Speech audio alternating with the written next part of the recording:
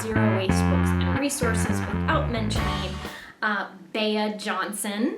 She is kind of the goddess of zero waste. She has shattered a lot of the stereotypes about environmental living by making it a very updated, very contemporary and modern.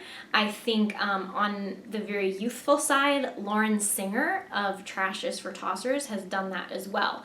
But Bea Johnson's book is like the Bible of zero waste. It's not only a good read the first time through, it's even better as a reference, as a source for you to have and own and be able to go and look something up when you're tackling a certain portion of your life.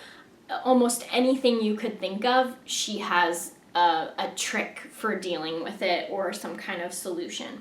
So Bea Johnson's book, Zero Waste Home, The Ultimate Guide to Simplifying Your Life by Reducing Your Waste. I think she also makes it very accessible because it doesn't involve, like living like a dirty hippie or something. It's a little bit more palatable, I think, to a mainstream audience. And she's a very stylish woman as well. So that book is 306 pages, and it came out in April of 2013. So some of the quick little tips she gives in it, for example, in the second chapter about kitchen and grocery shopping, she says, similar to wardrobe items, pantry favorites get picked first, while non-favorites get pushed back and forgotten. I came across this gem when I had already been applying zero waste principles, not 100%, but I'd been like applying here and there some of it into my grocery shopping, but I was really stuck in that idea that I needed to have a ton of food on hand. That, especially because if you know anything about zero wasters, you know that shopping in the bulk bins is a big part of it. And I really allowed that word of bulk to very subtly influence me and allow me to keep thinking that stocking a pantry full is the best way to live and the best way to cook. That, in any whim you have, you can just, chances are you have whatever you need already because you spend $1 billion at the grocery every week.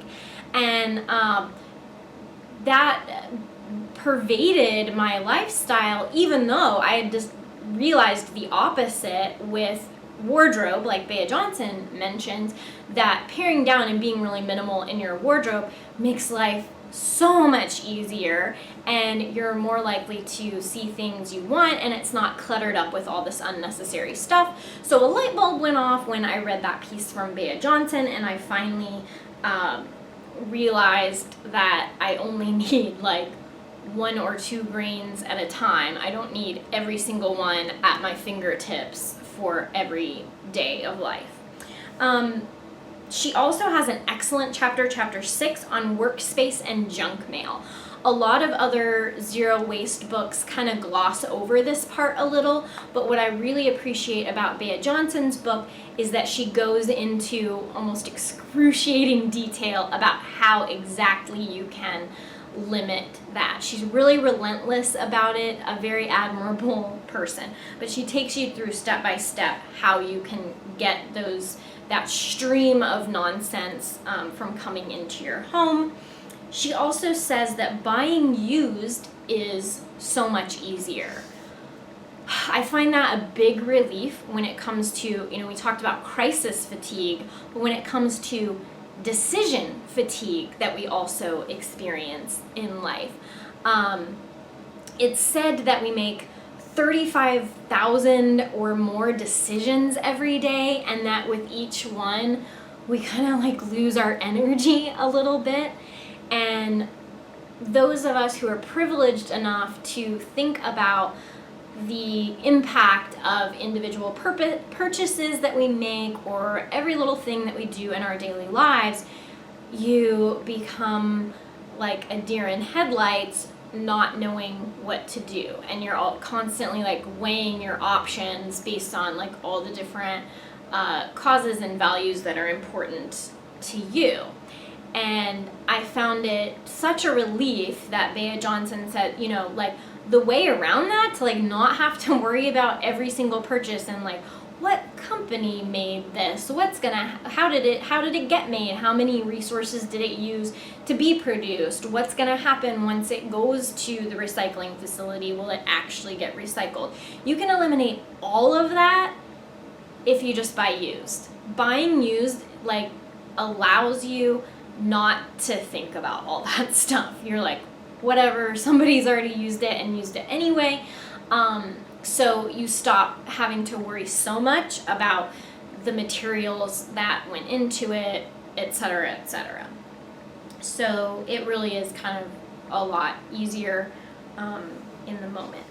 Finally, in chapter 10, which is called Getting Involved, I think she really makes that link between the downshifters that Leonard kind of criticizes and the overall system. She talks about making active discards. So this is where she really makes the leap between, you know, can one person make a difference? You know, she is cutting back on her impact on the environment and inspiring lots of others to do the same. But more importantly, she is allowing that lifestyle to be the catalyst for change. So when she finds something that is impossible to dispose of in an eco-friendly way, she contacts the producer of that item. She tries to convince them to make it more sustainable. So she's reaching out to have those larger impacts beyond just an individual lifestyle.